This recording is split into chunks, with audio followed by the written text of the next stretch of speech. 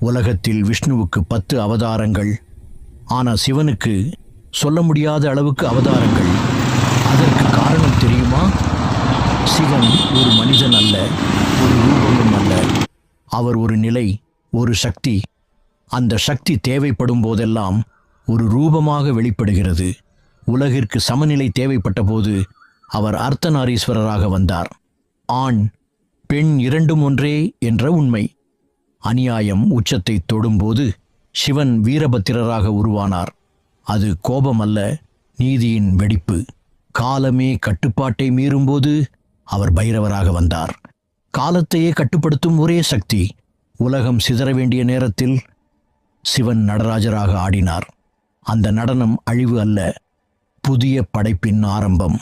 அதனால்தான் சிவனின் அவதாரங்கள் எண்ணிக்கையால் அளவிட முடியாது. எங்கு எது தேவைப்படுகிறதோ